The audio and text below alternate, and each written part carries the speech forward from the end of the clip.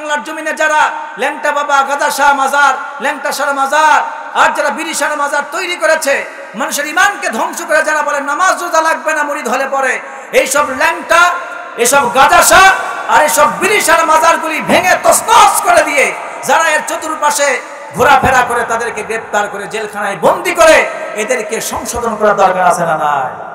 আওয়াজ বলেন দরকার আছে না নাই? এই দেশে ল্যাংটা পীরার ভণ্ড পীরার অভাব নাই। কেউ গাজা শাহ মাজার, কেউ ল্যাংটা শাহ মাজার, কেউ বিড়ি শাহ মাজার, আছে না নাই?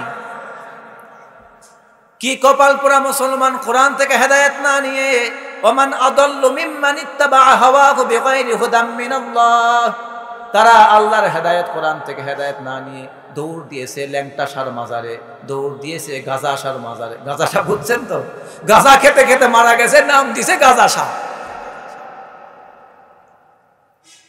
আছে না বাংলাদেশে এরকম নাই? গাজা খেতে খেতে মারা গেল, তার নাম দিয়েছে গাজা শাহ। ল্যাংটা সারা জীবন গায়ে কোনো পরনে কাপড় ছিল না, পরনে লুঙ্গি ছিল না, মেশিন দেখায়া দেখায়া সারা জীবন মানুষকে ধোকা দিয়েছে। মরার পর ওর উপরে কবর দিয়ে মাটি দিয়ে বিশাল একটা চক্র করে দিয়ে ওটার নাম দিয়েছে ল্যাংটা শাহ মাজার। নাউযুবিল্লাহ। শুধু তাই না, এই যে মহাস্থানগড় আমি একবার গেলাম, জীবনে আমি যাই নাই, একবার ভাবছিলাম যে একটাবার দেখা দরকার যে কি হয়। দেখতে গেলাম, আমাদের পুলিশ ভাইরা তো পাহারাদার, ওনারা তো আছেই, তবুও দেখতেছি ওর মধ্যে গাঁজার গন্ধে থাকা যায় না। আছে না নাই?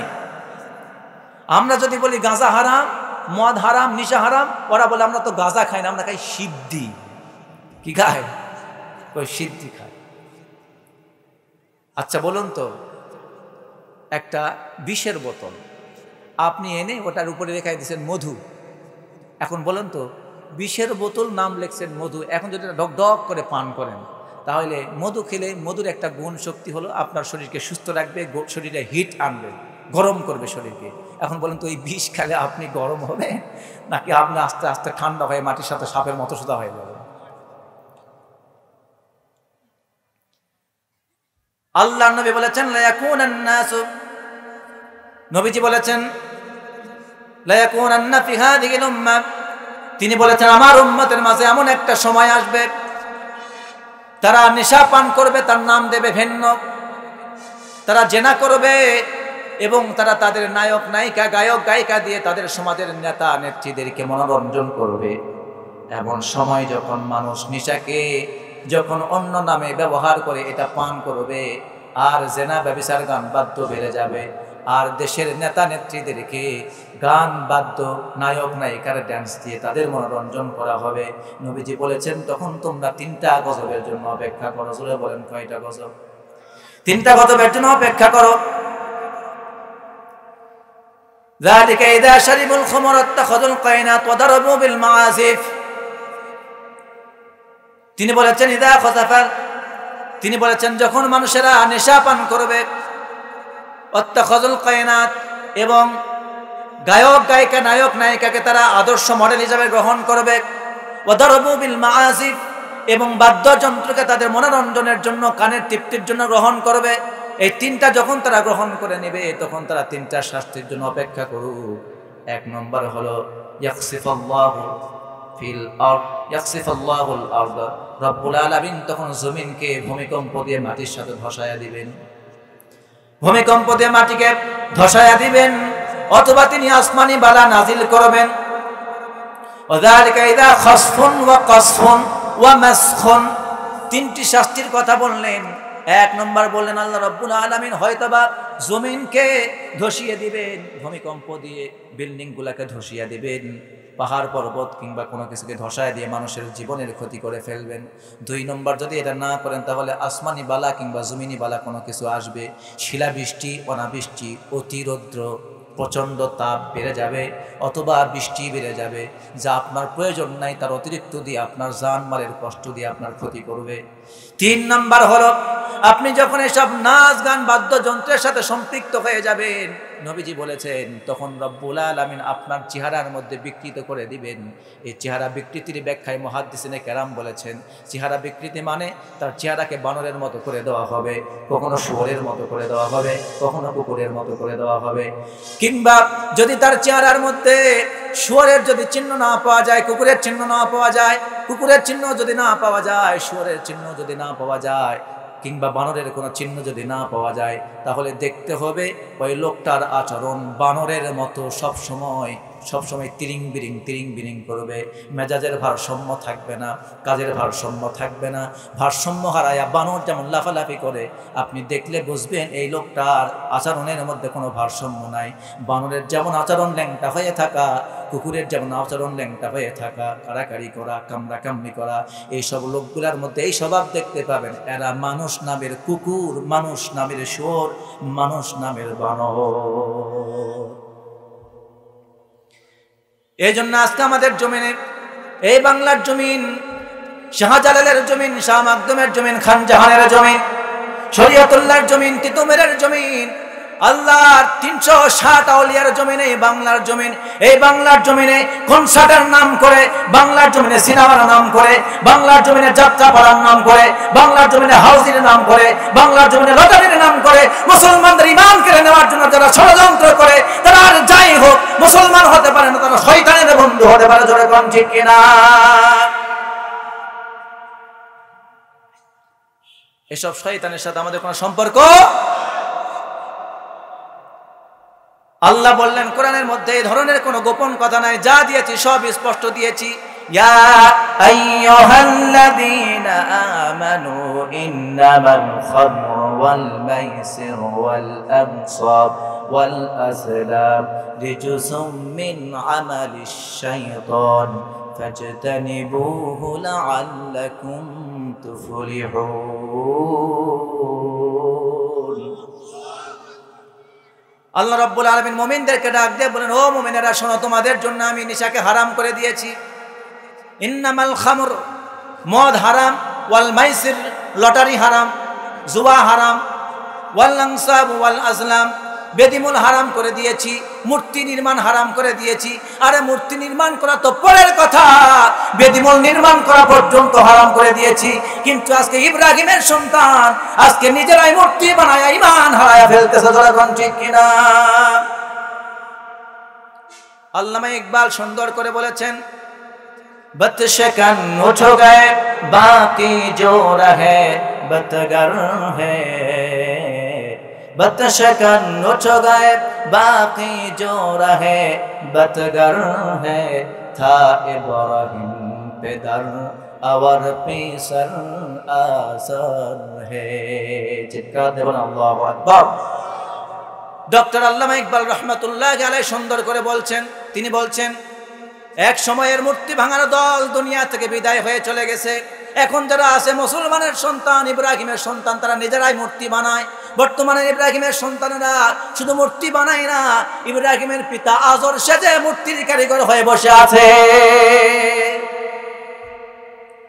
ইব্রাহিম আলাইহিস সালাম মূর্তি ভেঙে কাবা বানিয়েছেন, আর আমাদের বর্তমান ইব্রাহিমের সন্তানরা কাবা ভেঙে মূর্তি বানায়। নাউজুবিল্লাহ বলবেন না? বাবরের মসজিদ মুসলমানদের হাত থেকে ছিনিয়ে নিয়েছে, ঠিক কিনা বলো মুসলমান? ভারতের বারাণসী জ্ঞানব্যাপী মসজিদ মুসলমানদের হাত থেকে কেড়ে নিয়েছে। এরপরে আবার নতুন করে ৩য় নম্বর আর একটা মসজিদ কেড়ে নিচ্ছে। এক সপ্তাহের রিপোর্ট আপনাকে বলছি। ভারতের একটা মসজিদ, আদিনাথ মসজিদ, সেই মসজিদের গায়ের মধ্যে কে বা কারা রাতের বেলায় শিবলিঙ্গ আঁকায়া দিয়া সেইখানে একজন মূর্তি পূজক যে পূজা করতেছে সেখানে তাকে পূজা করার পারমিশন দিতে হবে। এতদিন পর্যন্ত মসজিদের গায়ে কোনো লিঙ্গ ছিল না, এখন নতুন করে কে বা কারা সেখানে লিঙ্গ আগায়া বলতেছে এখানে আমাদের মন্দির ছিল, এখানে মূর্তি ছিল, পূজা হতো। এটাও তারা আস্তে করে মন্দির বানাবার ষড়যন্ত্র করতেছে।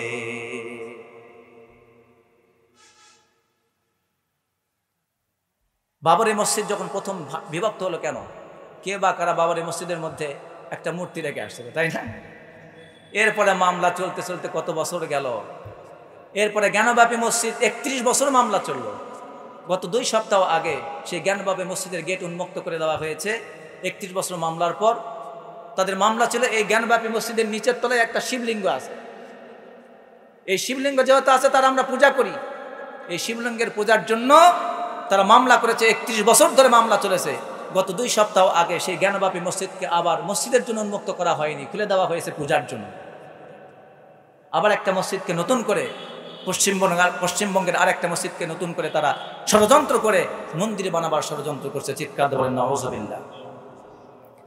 আল্লামা ইকবাল তাই সুন্দর করে বলছেন, হাত বেজোর হে ইলহাদ সে দিল খুগার হে, হাত বেজোর হে ইলহাদ সে দিল খুগার হে, উম্মত বাঈস রসওয়ায়ে পয়গম্বর হে। তিনি বলছেন বর্তমান মুসলমানদের বাহু আছে, শক্তি নাই। মনোযোগ আছে? কি কথা শুনুন, কি সাংঘাতিক কথা বলতেছে। এক সময় মুসলমান যেখানে নেতৃত্ব সেখানে ছিল, মুসলমান যেখানে ইনসাফ সেখানে ছিল, মুসলমান যেখানে সুবিচার সেখানে, মুসলমান যেখানে কালেমার পতাকা সেখানে, মুসলমান যেখানে মসজিদ সেখানে, মুসলমান যেখানে শিক্ষা প্রতিষ্ঠান সেখানে, মুসলমান যেখানে হিন্দু মুসলিম খ্রিস্টান বৌদ্ধ শান্তিতে বাস করত সেখানে, আজ মুসলমানরা নেতৃত্ব হারায় ফেলার কারণে এখন মুসলমান যেখানে মুসলিমরা নির্যাতিত সেখানে। ঠিক কিনা বলা মুসলমান? আল্লামা ইকবাল সুন্দর করে বলছেন যে এই বর্তমানের মুসলমানদের বাহু আছে, শক্তি নাই, হাত বেজোর হ্যায়। আমি আশ্চর্য হলাম, এখানে কোরআনের মাহফিল, জয়পুরহাটের সভ্য সন্তান কাশিয়াবাড়ি স্কুল মাঠের পার্শ্ববর্তী স্কুল, ওরা ওখানে এখনো রাস্তায় বসে বসে পাবজি খেলতেছে। এরা কি মা বাপকে খেদমত করবে? এরা মা বাপকে জবাই দিয়ে দিবে। এরা পাবজির জন্য মা বাপকে জবাই করবে। পাবজির জন্য মানে একটা ফোন না কিনে দিলে পড়াশোনা করবে না, মা বাপকে ভালো মতো, মা বাবার সঙ্গে ভালো মতো কথা বলবে না, স্কুলে যাবে না, পড়াশোনায় বসবে না, মনোযোগ দিবে না। আপনি যদি টেস্ট করার প্রয়োজন পড়ে আজকে গিয়ে বাড়িতে যেয়ে ফোনটা একটু হাত থেকে কেড়ে নিয়ে টেস্ট করে দেখেন যে আপনার আস্ত রাখে কিনা। কথা বুঝাতে পারছি আপনাদের? বেশি ব্যাখ্যার প্রয়োজন নাই। আল্লামা ইকবাল কি বললেন? বাহু আছে বলেন, আপনারা বলেন কি বললেন? আরেকবার বলেন, বাহু আছে। আপনারা আমাদের বাহুতে শক্তি নাই। নাই মানে 1 ইঞ্চি জমিন, আমার জমি থেকে 1 ইঞ্চি জমি নিতে দিব না কাউকে। কুদাল মারে দেখ, শুধু কুদাল মারলে খবর আছে, কল্লা পড়ে যাবে। ঠিক কিনা বলা মুসলমান? শক্তি আছে, শয়তানের শক্তি, ভাইকে খুন করার শক্তি, অত্যাচার করার শক্তি, জুলুমের হাতকে প্রসারিত করার শক্তি, ইনসাফ ইহসান নাই বিচার করার শক্তি নাই মুসলমানদের, হারিয়ে ফেলেছে কোরআন থেকে বিমুখ হওয়ার কারণে। ঠিক কিনা বলা? আল্লামা ইকবাল বলতেছে হাত আছে, শক্তি নাই, অন্তর আছে, কলব আছে, হার্ট আছে, বাট ঈমান নাই।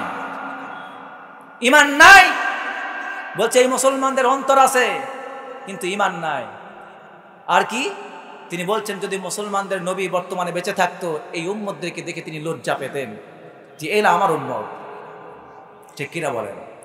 আমার প্রিয় ভাইয়েরা, আজকে মুসলমানদের মসজিদকে যারা ছিনায় নিচ্ছে, মুসলমানদের বাবরি মসজিদকে যারা ছিনায় নিয়েছে, ভারতের জ্ঞানব্যাপী মসজিদ যারা ছিনায় নিয়েছ, আবার আদিনাথ মসজিদকে তোমরা যারা ছিনায় নেওয়ার জন্য ষড়যন্ত্র করছো, কান খুলে শুনে রাখো, মুসলমানরা জেগে উঠতে শুরু করেছে। মুসলমানরা গোটা বিশ্বের নেতৃত্বের মুড় ঘুরাই দিচ্ছে, বলেন ইনশাআল্লাহ। বেশি দিন নাই, গাজওয়ায়ে হিন্দের ডাক আসবে। উলামায়ে কেরাম যখন গাজওয়ায়ে হিন্দের ডাক দিবে, প্রত্যেকটি মুসলমান তার ঈমানকে বাঁচানোর জন্য, ইসলামকে প্রতিষ্ঠার জন্য, ভারতকে বিজয় করে আবার রাম মন্দিরকে বাবরি মসজিদে নির্মাণ করা হবে। যারা বলেন ঠিক কিনা? সেই জ্ঞানব্যাপী মসজিদকে রক্ষার জন্য, বাবরি মসজিদকে রক্ষার জন্য, ভারতের মুসলমানদের জান মালের নিরাপত্তার জন্য, তাদের অধিকার প্রতিষ্ঠার জন্য, ইসলামের পতাকাকে উড্ডীন করবার জন্য গাজওয়ে হিন্দের যদি ডাক আসে আমাদের বেঁচে থাকতে, আমরা আমাদের জীবন দিয়ে হলেও সেই জিহাদের ময়দানে অংশগ্রহণ করবো। কারা কারা যাচ্ছে হাত আল্লাহকে দেখাও মুসলমান।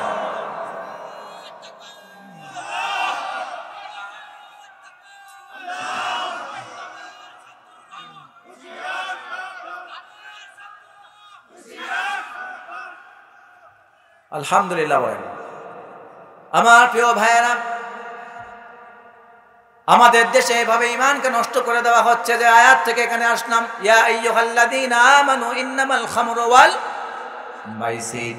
আল্লাহ বললেন ওয়াল আনসাব, আল্লাহ বললেন আমি তোমাদের জন্য মদকে হারাম করে দিয়েছি, হাউজি লটারি জুয়াকে হারাম করে দিয়েছি, বেদিমূল মূর্তি, ভাগ্য নির্ধারণের তীর গণক এসব হারাম করে দিয়েছি। কিন্তু বর্তমানে মুসলমানেরা ভাস্কর্যের নামে মূর্তি বানায়। মুসলমানদের সাথে ইব্রাহিমের সন্তানের সাথে ভাস্কর্যের নামে মূর্তির সাথে কোনো সম্পর্ক থাকতে পারে? যারা মুসলমান বলে দাবি করবে, ভাস্কর্যের নামেও তার মূর্তির সাথে সম্পর্ক থাকতে পারবে না। কারণ আপনি আমি ইব্রাহিমের সন্তান। কার সন্তান?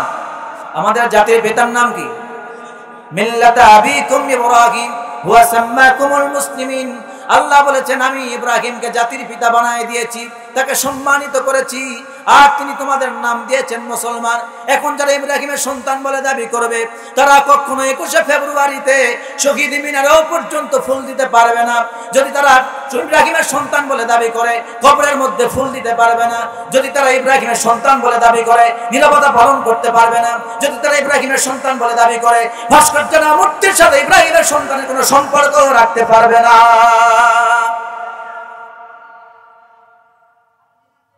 কারণ আমার পিতাকে বলেন ইব্রাহিম। সুতরাং হেদায়েত নিতে হবে কোথা থেকে? আওয়াজ দিয়ে বলেন, কোথা থেকে হেদায়েত নিতে হবে? এটার নাম কি?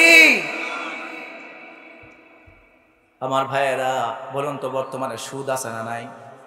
ঘুষ আছে না নাই? এখন আমাদের বাংলাদেশে যারা অর্থ ব্যবস্থা পরিচালনা করতেছেন, শুধু সংক্ষিপ্ত একটা পরামর্শ দিয়ে আমি আমার আলোচনার একদিকে যেতে চাই। যারা বর্তমানে অর্থ ব্যবস্থা পরিচালনা করতেছেন, বাংলাদেশের সব আলেমদেরকে নিয়ে বসার সুযোগ আছে না নাই? বাংলাদেশের বড় বড় স্কলারদেরকে নিয়ে, মুহাক্কিক আলেমদেরকে নিয়ে বসার সুযোগ আছে। তাদেরকে নিয়ে পরামর্শ করে গবেষণামূলক অর্থনৈতিক ইসলামী অর্থ ব্যবস্থা চালু করার সুযোগ আছে না নাই? ইসলামী অর্থ ব্যবস্থা চালু করার সুযোগ আছে। কিন্তু আমাদের এই সমাজে যারা মুসলমানদেরকে মূল্যায়ন করে না, আলেমদেরকে মূল্যায়ন করে না, ওরা চায় আলেমদের ঈমানকে নষ্ট করে দেয়, মুসলমানদের ঈমানকে নষ্ট করে দেয়। কারণ একবার যে সুদ খায়, সর্বনিম্ন 36 বার সে তার মায়ের সাথে জেনা করলো। নাউযুবিল্লাহ। সুদের সবচেয়ে ছোট গুনাহ হলো মায়ের সাথে জেনা করা, আর সুদের সবচাইতে বড় গুনাহ হলো আল্লাহ তার রাসূলের বিরুদ্ধে যুদ্ধ করা, অস্ত্র ধরা। এখন বলুন তো, কেউ যদি আল্লাহ তার রাসূলের বিরুদ্ধে অস্ত্র ধরে, তার জীবনে কোনোদিন বিজয় হতে পারবে নাকি? আজকে মুসলমান না মার খাচ্ছি কেন? আমরা নিজেকে মুসলমান বলে দাবি করছি, অথচ ঘুষ ছাড়তে পারলাম না। ঠিক কিনা বলেন? একজন ব্যক্তি মন্ত্রী হয়েছেন, এমপি হয়েছেন, মেম্বার হয়েছেন, চেয়ারম্যান হয়েছেন, ওয়ার্ডের সভাপতি হয়েছেন, একটা কোনো চাকরির জন্য যাবেন, কোনো কাজের জন্য যাবেন, সবার কথা বলছি না, এমন অসংখ্য নেতা আপনি পাবেন, তার ঘুষের চাইতে ঘুষ খেয়ে খেয়ে পেটটা বিশাল বড় হয়ে গেছে। সবাই বলেন ঠিক কিনা?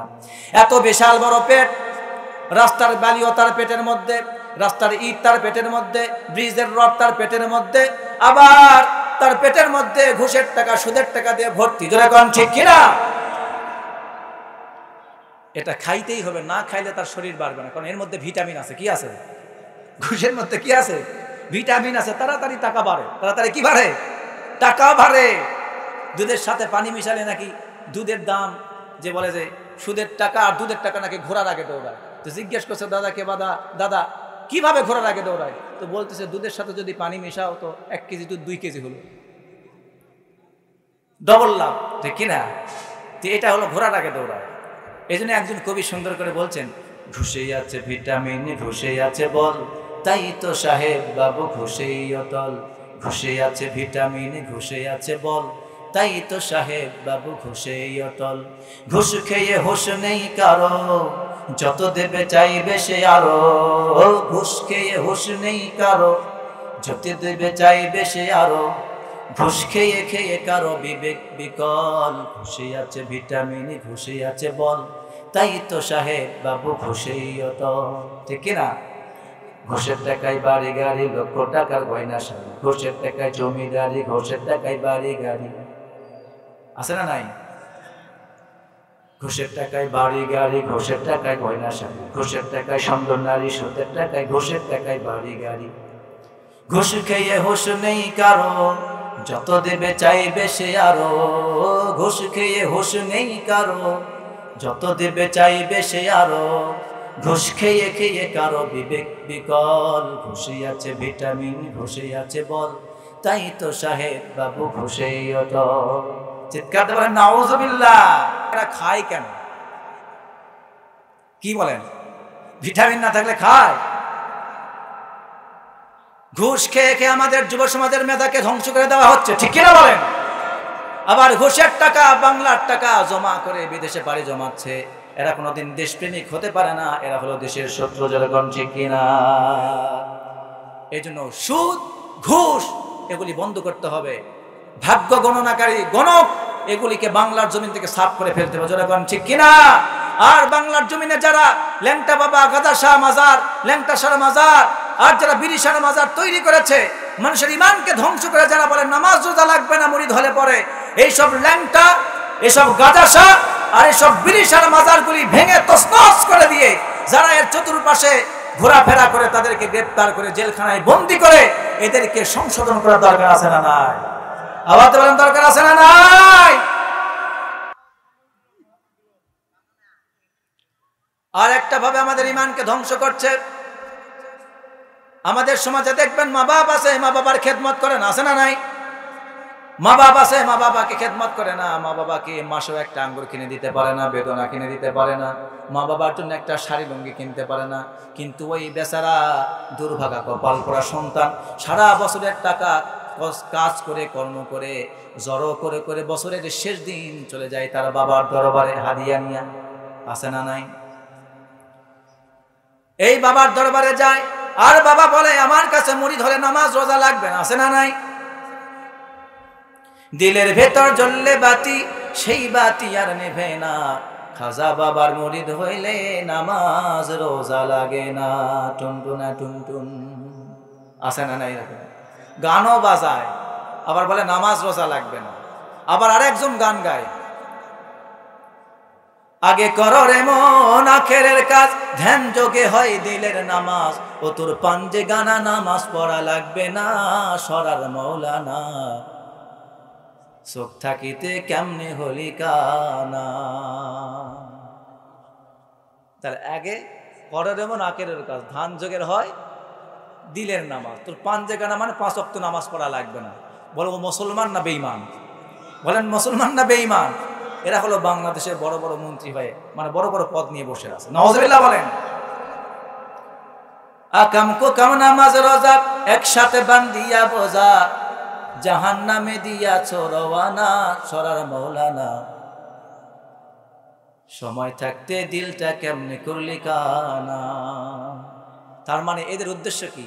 যে আমরা যেমন ইচ্ছা তেমন জীবন চালাবো, পারলে সেজদা দিব, না পারলে নাই, সেজদা একটাই দিব, জীবন আর দিব না। ধ্যান যোগে নামাজ পড়তে হবে, প্র্যাকটিক্যালি মসজিদ করার দরকার না। কিন্তু দুঃখজনক বিষয় হলেও সত্য, এরা বাংলাদেশে বর্তমানে ফেমাস, বিভিন্ন জায়গায় নর্তকী বেশে গান গেয়ে বেড়ায় আর মুসলমানদের ইমানকে নষ্ট করে দেয়। জোরে কোন ঠিক? মুসলমানরা ইমান হারাচ্ছে কেন? কোরআনের সাথে তাদের সম্পর্ক না থাকার কারণে। কোরআনের সাথে যদি তাদের সম্পর্ক থাকতো, আমি বলবো না যে সব ভাইয়েরা খারাপ, কারণ কোরআনটা তারা সবাই পড়তে পারে না, কোরআন থেকে সঠিক শিক্ষাটা নিতে পারে না, যার কারণে ওরা যখন যা বলে তাই সেটা গ্রহণ করে নিজের থেকে। যদি কোরআনটা শুনতো, কোরআনটা বুঝতো, কোরআনটা পড়তো, আমার বিশ্বাস বাংলাদেশে দল মত নির্বিশেষে প্রত্যেকটি দলের ভাইরা তাদেরকে জুতা মেরে বাংলাদেশ থেকে বিদায় করে দিত, ঠিক কিনা বলে মুসলমান? তাহলে হেদায়েত নিতে হবে কোথা থেকে বলুন তো?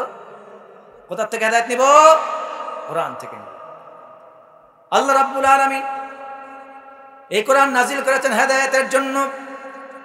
আল্লাহ নবী সাল্লাল্লাহু আলাইহি ওয়াসাল্লাম 1450 বছর আগে যখন দুনিয়া থেকে বিদায় হয়ে গিয়েছেন, চলে যাওয়ার আগে তিনি আমাদেরকে বলে গিয়েছেন, তারাকতুকুম আলা মিসলিল বাইদা লাইলুহা ওয়া নাহারুহা সাওয়াউন। ও আমার উম্মতেরা শোনো, আমি তোমাদের মাঝে আমি তোমাদেরকে দ্বীনের মতো শুভ্রতার উপরে রেখে গেলাম। কিসের উপর রেখে যাচ্ছেন? আমি তোমাদেরকে দ্বীনের শুভ্রতার উপরে রেখে গেলাম। তারাকতুকুম আলা মিসলিল বাইদা লাইলুহা ওয়া নাহারুহা সাওয়াউন। আমি তোমাদেরকে দ্বীনের শুভ্রতার উপরে রেখে গেলাম। দিন হোক আর রাত হোক, তোমরা যদি কোরআন পড়তে পারো, কোরআন যদি বুঝতে পারো, রাসূলের সুন্নাহ যদি আঁকড়ে ধরতে পারো, কোরআন যদি আঁকড়ে ধরতে পারো, দিনের বেলা যেমন সূর্যের আলোতে সব কিছু দেখতে পাও পরিষ্কার, অনুরূপভাবে রাতের আধারেও তোমাদেরকে কোনো শয়তান ধোঁকা দিয়ে জাহান্নামে নিতে পারবে না। জান্নাতের পথ রাতের অন্ধকারেও ঘুটঘুটের মধ্যে তোমরা চিনতে পারবে। সুবহানাল্লাহ।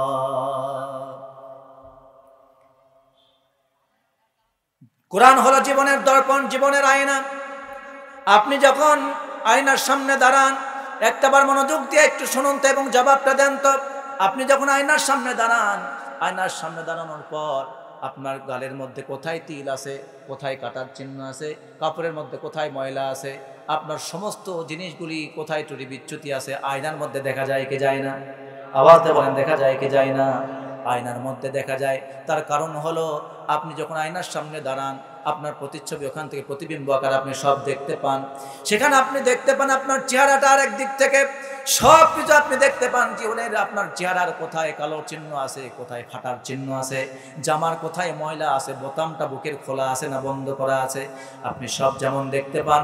আপনাদের কাছে অনুরোধ করে যাচ্ছি, আল্লাহর দেওয়া কোরআনে কারিমটা একটাবার আঁকড়ে ধরে দেখেন, কোরআনটা একটাবার পড়তে শুরু করেন, কোরআনটা একটাবার বোঝার চেষ্টা করেন।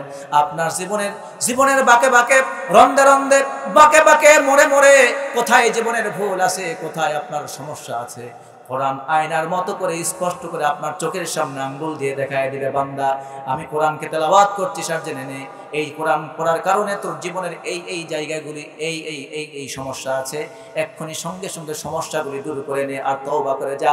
সঙ্গে সঙ্গে রব্বুল আলামিন তওবা করার সঙ্গে কবুল করে জান্নাতের মেহমান বানায় দিবেন। সুবহানাল্লাহ। কোরআন হচ্ছে হেদায়েতের কিতাব। এই কোরআনকে বলা হয় দর্পণ। কোরআন হলো জীবনের আয়না। কোরআন হচ্ছে জীবনের আয়না। কোরআন যদি আপনি বুকের সাথে একটাবার ফিট করতে পারেন, জীবনের সাথে ফিট করতে পারেন, আল্লাহর কসম দুনিয়ার কেউ আপনাকে আর পথভ্রষ্ট করতে পারবে না। আল্লাহ আমাদের কোরআনকে জীবনসঙ্গী হিসেবে গ্রহণ করার তৌফিক দান করুন, বলেন আমিন। বদ্ধ যত তালা আছে সব উন্নয়নের বদ্ধ তালাকে উন্মুক্ত করে দিয়ে, উন্নয়নের দ্বারকে উন্মুক্ত করে দেওয়ার জন্য কোরআন নাযিল হয়েছে। সুবহানাল্লাহ। কিন্তু বর্তমান আফসোস যে আমরা মুসলমান কোরআন থেকে হেদায়েত নিতে পারি। শুনতে এসেছি কোরআন, কোরআন থেকে কথা শুনতে হবে। কেন কোরআন নাযিল হলো, কোরআন কেন শুনতে এসেছেন, কোরআন শোনার উপকার কি, ফায়দা কি, রব্বুল আলামিন কোরআনে কারিমে বলছেন সুন্দর করে, ইযা সামি'ু মা উনজিলা ইলার রাসূলি তারা আ'য়ুনাহুম তাফিদু মিনাদ দাম' মিম্মা আরাফু মিনাল হক ইয়াকুলুনা রাব্বানা আমান্না ফাকতুবনা মা'আশ শাহিদিন। রব্বুল আলামিন বলেন, তার নবীকে নির্দেশ দিয়ে বলছেন, তার নবীকে শুনিয়ে দিচ্ছেন, ও নবী, যখন মানুষের সামনে কোরআনে কারীম তেলাওয়াত করা হয় আর যারা কোরআনে কারীমের আলোচনা শোনে, যখন তারা কোরআন মনোযোগ দিয়ে শুনবে, কোরআন তারা উপলব্ধি করবে, হৃদয়ঙ্গম করবে, তারা যদি কোরআনকে হক আদায় করে শুনতে পারে তাহলে কি হবে শোনো। ওরা যখন কোরআন শুনবে তাদের নিজেদের প্রত্যেকটা জীবনের পরতে পরতে, বাঁকে বাঁকে যেই ভুলগুলি ছিল চোখের সামনে কোরআন তা তুলে ধরবে। আর কোরআন থেকে শোনার পর নিজের ভুল যখন বুঝতে পারবে, ওরা নিজেদের চোখ দিয়ে অজান্তেই পানি গড়িয়ে পড়তে থাকবে। আর ওরা বলবে, ইয়াকুলুনা রাব্বানা আমান্না, ও আমার রব, আমার জীবনে এই ভুল ছিল, সেই ভুল ছিল, সব ভুল আজকে বুঝতে পারলাম, আপনি আমার জীবনের সমস্ত ভুলগুলিকে মাফ করে দাও। আর যেই সব ইমানদারদের নাম তোমার তালিকায় লেখা আছে, ওই সব ইমানদারদের তালিকায় আমার নামটাও তুমি লিখে দাও। কোরআন আপনাকে শুনতে হবে কেন? কোরআন হচ্ছে একমাত্র হেদায়েতের উৎস। কোরআন আপনাকে শুনতে হবে। কোরআনের মধ্যে কোনো ধরনের বক্রতা নাই, অস্পষ্টতা নাই। হেদায়েত যদি পেতে চায় কোরআন থেকে হেদায়েত নিতে হবে। জীবনের দিক নির্দেশনা যদি নিতে চায় কোরআন থেকে নিতে হবে। অনেকেই বলে কোরআনের মধ্যে অনেক কথা আছে আমরা বুঝি না। কোরআন হলো গোপন বিষয়, কোরআন হলো কঠিন বিষয়, জটিল বিষয়, এটা আমাদের পক্ষে বোঝা সম্ভব নয়।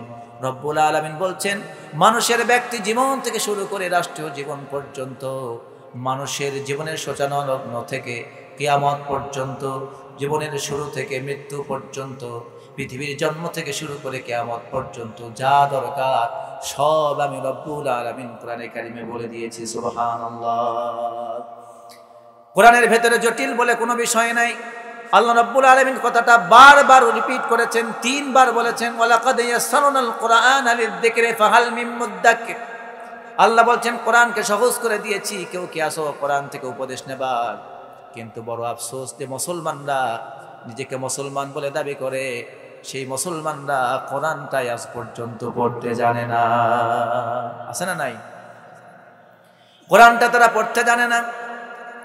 আল্লাহ রাব্বুল আলামিন বললেন কোরআন জটিল নয়, সবচাইতে পৃথিবীর বুকে যদি সহজ কোনো ভাষা থাকে, সহজ যদি কোনো গ্রন্থ থাকে, মুখস্থ করার জন্য সবচাইতে কোনো সহজ যদি গ্রন্থ থাকে, বোঝার জন্য সহজ যদি গ্রন্থ থাকে, সেই গ্রন্থের নাম হলো কোরআনে কারীম। আল্লাহ রাব্বুল আলামিন বলেন আলহামদুলিল্লাহিল্লাযী আনজালা আলা আবদিহিল কিতাবা ওয়া লাম ইয়াজআল লাহু ইওয়াজা। চিৎকার করে আল্লাহু আকবার। প্রশংসা সেই মহান আল্লাহর। কোরআন পেয়ে আমরা খুশি না বেজার? কথা বলতো, কোরআন পেয়ে খুশি না বেজার? চিৎকার দিয়ে বলেন আলহামদুলিল্লাহ। আল্লাহ নিজে কোরআন নাজিল করে বলছেন আলহামদুলিল্লাহিল্লাযী আনজালা আলা আবদিহিল কিতাবা ওয়া লাম ইয়াজআল লাহু ইওয়াজা। চিৎকার দ্বারা একটা বলুন তো আলহামদুলিল্লাহ। আল্লাহ নিজেই বলছেন প্রশংসা সেই মহান মালিকের, যেই মহান সত্তা, যে মহান আল্লাহ তার বান্দার উপরে কোরআন নাজিল করেছেন আর বলে দিয়েছেন এই কোরআনের ভেতরে কোনো ধরনের গোপন কোনো মারেফত নাই, গোপন কোনো ভেদ নাই। কোরআনের ভেতরে কোনো ধরনের বক্রতা নাই, কোনো ধরনের অস্পষ্টতা নাই। কোরআনের ভেতরে কোনো ধরনের জটিলতা নাই, কাঠিন্যতা নাই। কোরআনে যা আছে সব স্পষ্ট, সব সহজ, সব ওপেন সিক্রেট। চিৎকার দিয়ে বলেন সুবহানাল্লাহ। বাংলাদেশে কিছু পীর আছে, ওরা বলে কোরআন ধরা যাবে না, ছোঁয়া যাবে না। আবার কোরআনের কিছু কথা আছে, ওরা বলে কোরআন হলো 90 পারা, 60 পারা বাতানি, 30 পারা জাহেরি। আছে না নাই? মাশাআল্লাহ, কোরআন নিয়ে আসছেন, যাক আলহামদুলিল্লাহ। ওরা বলে কোরআন হলো জাহেরি। কয় পারা জাহেরি? জাহির মানে বোঝেন? প্রকাশ্য, এটা আরবি শব্দ। জাহির মানে প্রকাশ্য। 30 পারা জাহিরি, যেটা আমরা আছে আমাদের কাছে। আর 60 পারা কি? গোপন। আবার বাংলাদেশে এইভাবে কোরআনকে এক শ্রেণী অস্বীকার করছে, কোরআনের ডিফিনেশনকে বিকৃত করে দিচ্ছে, কোরআনের পারা সংখ্যাকে তারা পরিবর্তন করে দিচ্ছে। আবার বাংলাদেশে একটা সংখ্যা আছে, তারা কোরআনের যে শব্দগুলির অর্থ করতে রব্বুল আলামিন নিষেধ করে দিয়েছেন, সেই অর্থগুলির মধ্যে তারা গবেষণা করে। আছে না নাই? সেই অর্থগুলির মধ্যে গবেষণা করে, ওইগুলির অর্থ ব্যাখ্যা বিশ্লেষণ করার চেষ্টা করে, অর্থগুলি বিকৃত করে। অথচ আলিফ লাম মিম তাহা ইয়াসিন এই রকম যে শব্দগুলি আছে, এই শব্দগুলিকে বলা হয় হুরুফে মুকাত্তাআত, বিচ্ছিন্ন বর্ণমালা। আল্লাহু আ'লামু বিমুরাদিহি বি, এর অর্থ একমাত্র আল্লাহ পাক সবচাইতে বেশি ভালো জানেন। ফিআলুল হাকিম লা ইয়াখলু আনিল হিকমা, আল্লাহ হচ্ছেন মহাজ্ঞানী, মহাবিজ্ঞানী। তার কোনো কথা নিরর্থক, তার কোনো কথা নিরর্থক, অবুঝ, মূর্খামি সুলভ এ ধরনের কোনো কথা হতে পারে না। কারণ মহাবিজ্ঞানীর কোনো কথা ভুল হতে পারে না। নাউযুবিল্লাহ। সকল জ্ঞানের আধার, সকল বিজ্ঞানীর বিজ্ঞানী যিনি, তিনি কে? যিনি গোটা বিশ্ব সৃষ্টি করলেন, মানুষের চলার পথ দেখালেন, তিনি কখনোই ভুল কথা বলতে পারেন না। অতএব কোরআনের অর্থ বুঝে আসুক আর না আসুক, কোরআনের প্রত্যেকটি শব্দ এবং অর্থকে আমরা বিশ্বাস করি। এটার নাম ঈমান। এটার নাম কি?